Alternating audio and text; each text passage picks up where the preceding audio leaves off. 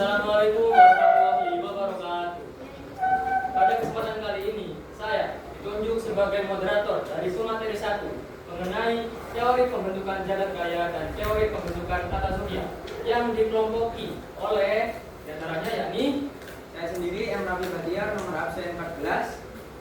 Saya Muhammad Adama Alapsi, absen 17. Saya Rizky Putra Maulana, absen 26. Saya Najwa Waidah Filza Pemidat, absen 23. Saya Kalila Ratna Paditra, nomor absen 12. Saya Faradina Putri Dermawan, nomor absen 7. Saya Devika Astia Santana, absen 34.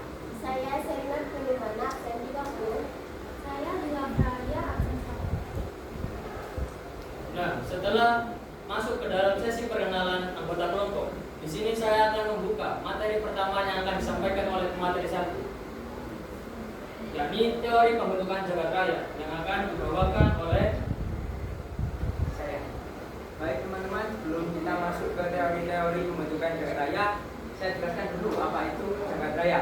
Jadi jagat raya adalah ruangan yang sangat luas atau tempat yang sangat luas yang mencakup segala hal, baik yang kita ketahui dan yang tidak kita ketahui. Oke, langsung saja kita masuk ke teori yang pertama. Yang pertama ini adalah teori Big Bang. Jadi menurut teori ini, jagat raya bermula dari titik yang sangat kecil dan panas, lalu meledak dan berkembang. Nah, kata meledak di sini bukan berarti meledak dual seperti yang kita bayangkan, melainkan pengembangan atau pemuaian yang sangat cepat dan dahsyat, sehingga disebut sebagai ledakan. Beberapa bukti yang mendasari teori ini yakni yang pertama pengembangan alam semesta. Pergerakan galaksi menjauh atau yang biasa disebut dengan redshift. Jadi apabila jagat raya memuai, otomatis isi yang di dalamnya akan semakin menjauh dari tiap periode tahunnya. Dan selanjutnya ada radiasi CMB atau Cosmic Microwave Background. Ini ditemukan oleh Penzias dan Wilson pada tahun 1965. Ini membuktikan bahwasannya dahulu jagat raya itu kecil dan panas dan menyisakan radiasi-radiasi ini. Dan selanjutnya adanya kelimpahan unsur ringan. Nah, unsur ringan yang ada di sini yakni hidrogen dan helium. Jadi teman-teman, setelah Big Bang tadi meledak, beberapa menit setelahnya inti atom ringan mulai terbentuk, yakni hidrogen dan helium.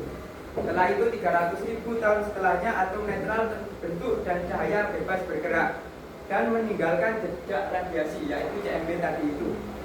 Dan 100 juta tahun setelahnya materi berkumpul ditarik oleh gravitasi dan terciptalah bintang pertama dan juga galaksi pertama. Setelah itu bintang-bintang meledak yang disebut dengan supernova dan menghasilkan unsur berat. Unsur-unsur tadi yang membentuk matahari, planet, dan lain-lain.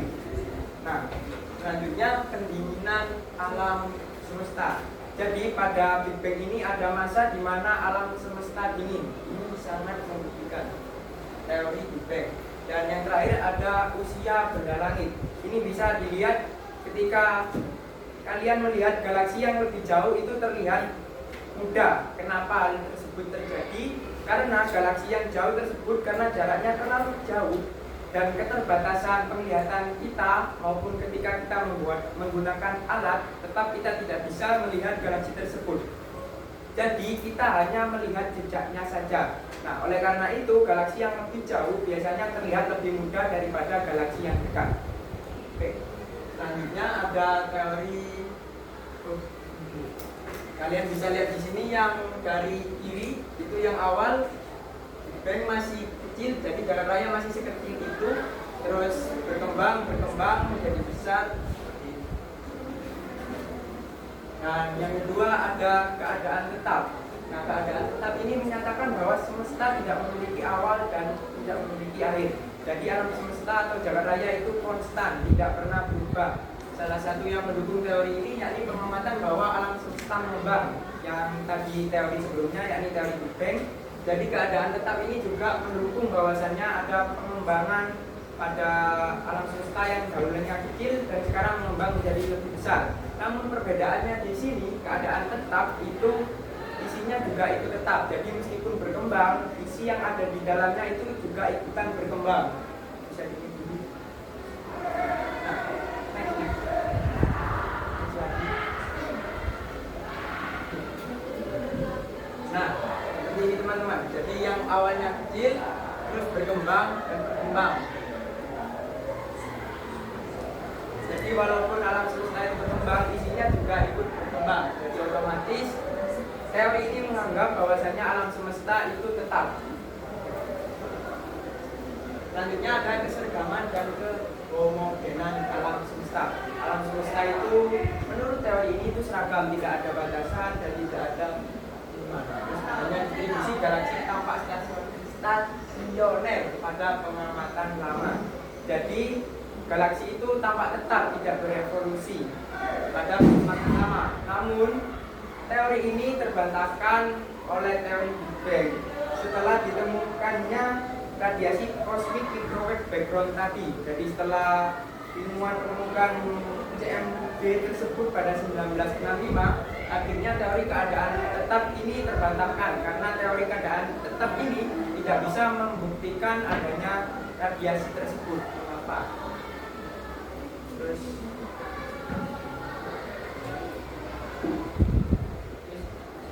Oke, sebelumnya terima kasih oleh penyampaian materi dari Raffi. Dan selanjutnya saya akan melanjutkan materi dari pemateri satu ini yang dilatar belakangi oleh Kadama. Yang selanjutnya yaitu teori kuantum.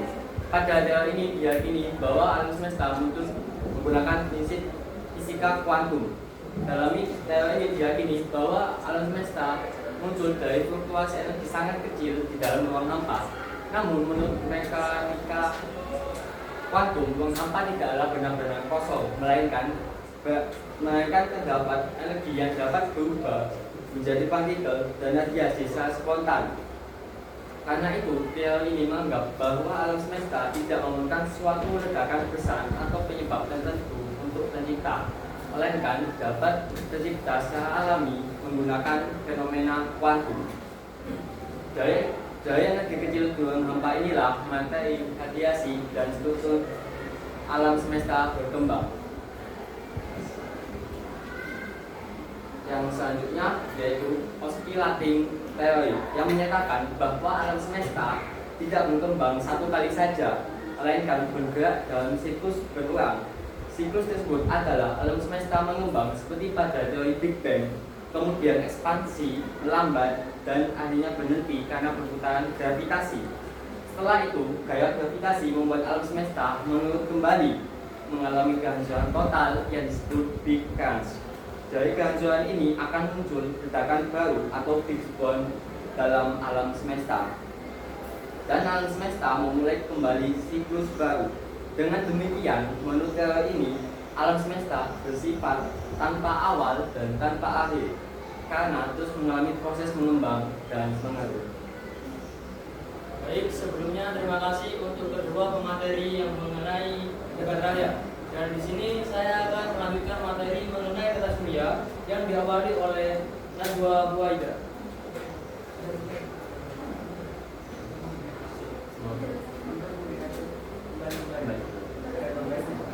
Yang sebelumnya yaitu Big Bang, kemudian ekspansi dan melambat, dan akhirnya berhenti karena pengaruh gravitasi. Kemudian gravitasi membuat alam semesta menurun kembali dan mengalami kehancuran total yang disebut Big Crunch.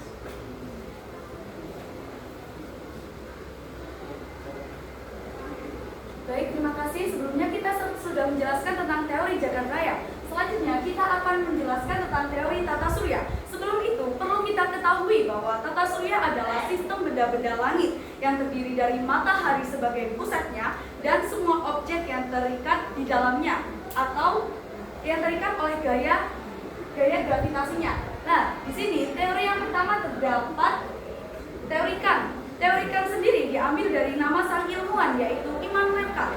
Immanuel Kant ini merupakan seorang ilmuwan dari kebangsaan Jerman yang lahir pada tahun 1724 dan meninggal pada tahun 1804. Beliau menjelaskan Tata surya berasal dari bola gas yang bersuhu tinggi dan berputar lambat. Perputaran yang lambat menyebabkan terbentuknya konsentrasi zat yang memiliki berat jenis tinggi yang disebut sebagai inti. Dalam hal ini, inti dibagi menjadi dua, yaitu inti besar dan inti kecil. Nah, inti besar ini disebut sebagai yang berada di tengah-tengah atau yang kita ketahui sekarang adalah pusat tata surya, sedangkan yang kecil-kecil berada di sekitarnya. Nah, kita lanjut. Karena proses pendinginan, inti yang volumenya kecil menjadi planet, sedangkan inti yang bervolume besar menjadi matahari. Tahu kan perbandingan besar antara matahari dan planet? Jadi, perbandingan besar antara matahari dan planet bumi adalah matahari jauh lebih besar dari planet bumi dengan volume sekitar 1,3 juta kali lebih besar dari bumi. Baik, terima kasih oleh pemateri Nadruah Wahida.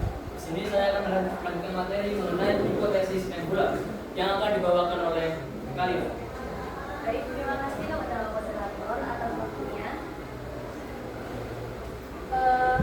Kita akan masuk ke teori nebula. Teori nebula pertama kali dikemukakan oleh Immanuel Kant pada tahun 1755 dan dikembangkan oleh Pierre Saint-Laplace pada tahun 1796.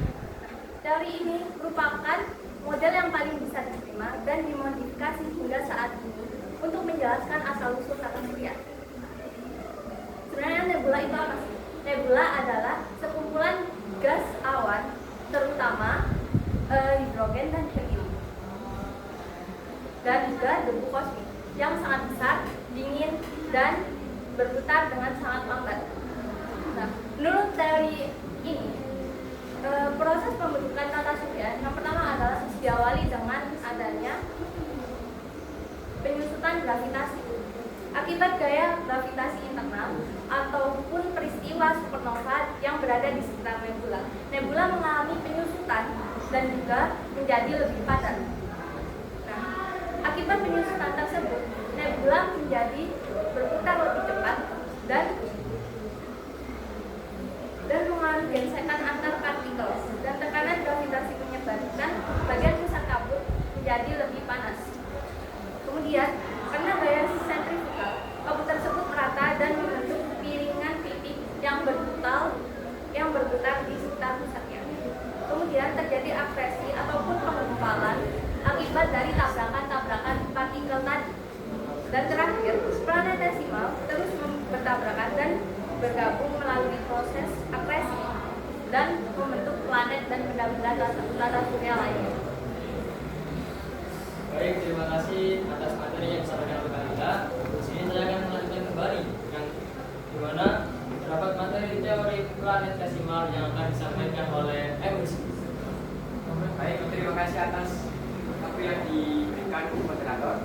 Izin menyampaikan materi. Nah, ya, di sini saat ini kita akan membahas teori planetesimal. Nah, teori ini ditemukan oleh Thomas Chamberlain dan Forrest Moulton pada abad ke-20. Teori ini isi pokoknya yaitu ada suatu bintang yang mendekat pada matahari, sehingga gaya gravitasi yang ada di bintang menarik massa yang ada di matahari. Massa ini yaitu kumpulan materi panas yang dimana isinya yaitu debu dan gas, sehingga massa tersebut ditarik oleh gaya gravitasi bintang sehingga membentuk planet baru.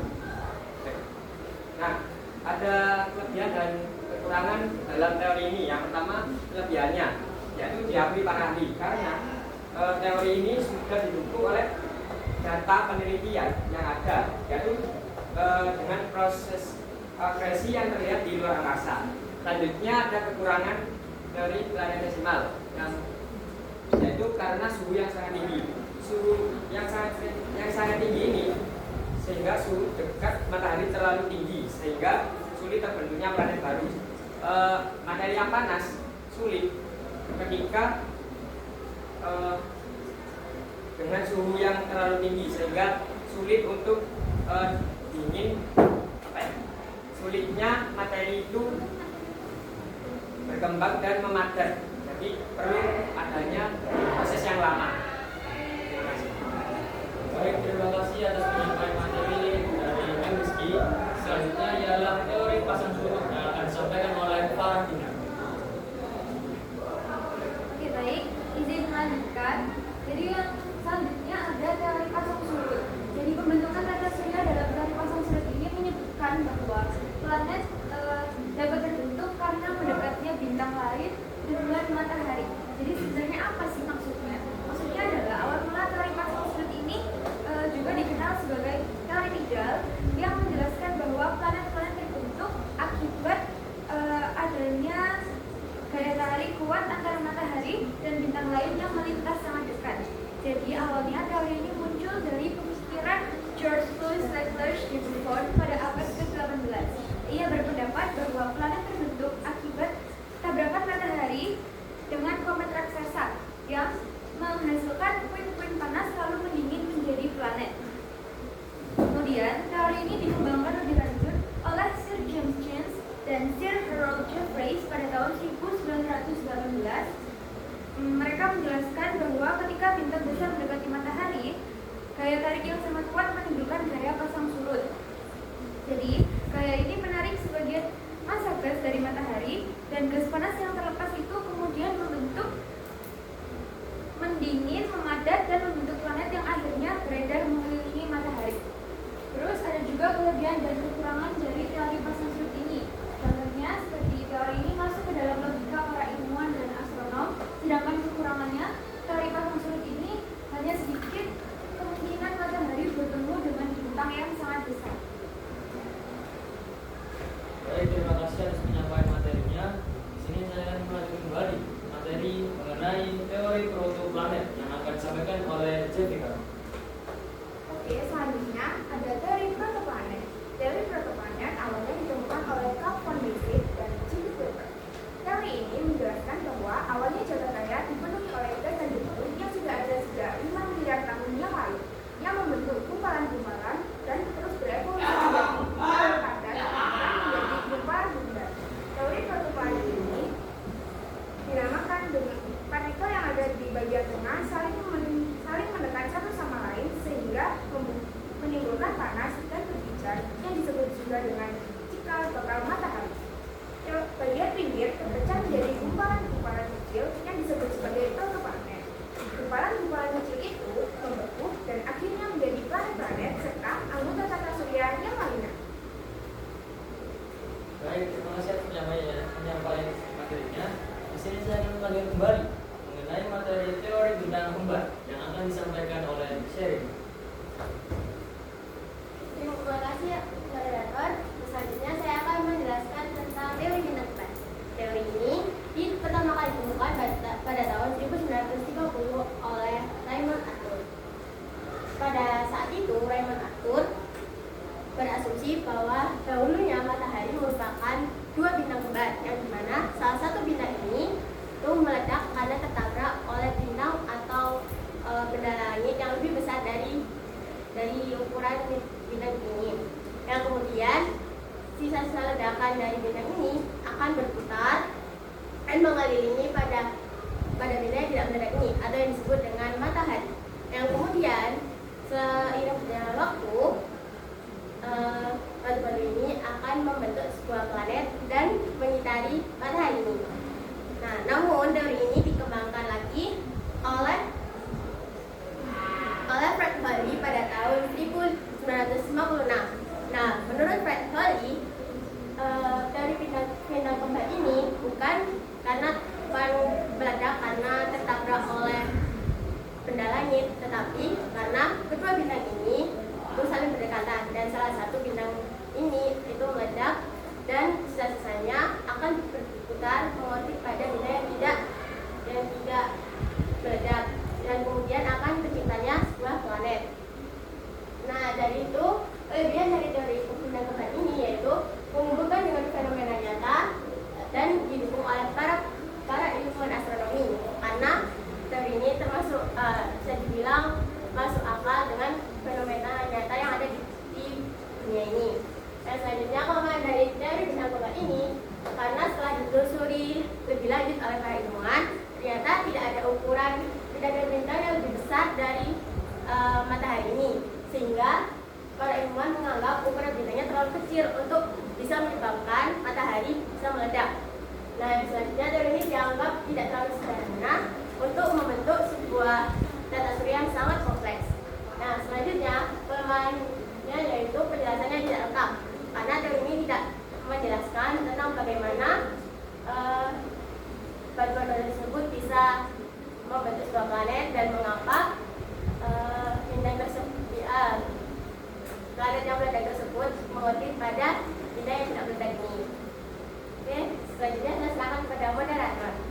Terima kasih atas penyampaian materi mengenai teori bintang kembarnya. Di sini saya akan memasuki materi yang terakhir yang akan disampaikan oleh Adila mengenai hipotesis vortex. Jadi, hipotesis vortex adalah teori pembentukan tata surya. Teori ini dikemukakan oleh seorang ahli matematika asal Prancis pada tahun 1642 yang bernama René Descartes. Nah, beliau menyatakan bahwa tata surya berasal dari awan partikel yang berputar menyerupai pusaran air. Nah, pusaran-pusaran air ini terus berputar hingga membentuk planet-planet. Tetapi teori ini ada kelemahannya. Beberapa kelemahannya yaitu yang pertama, tidak didukung bukti ilmiah modern. Kedua, tidak dapat menjelaskan planet yang tidak konsisten dengan bentuk pusaran. Yang ketiga, bertentangan dengan hukum gravitasi Newton. Terima kasih penyampaian materi mengenai hipotesis vortexnya. Baik, sampai di sini saya bisa menemani penjelasan dari pemateri 1 mengenai materi jagat raya dan tata surya. Baik, saya akan menutup presentasi kali ini. Mohon maaf apabila saya ada salah kata maupun salah perbuatan dari ucapan yang telah saya sampaikan. Sebelumnya mohon maaf. Saya akhiri. Wassalamualaikum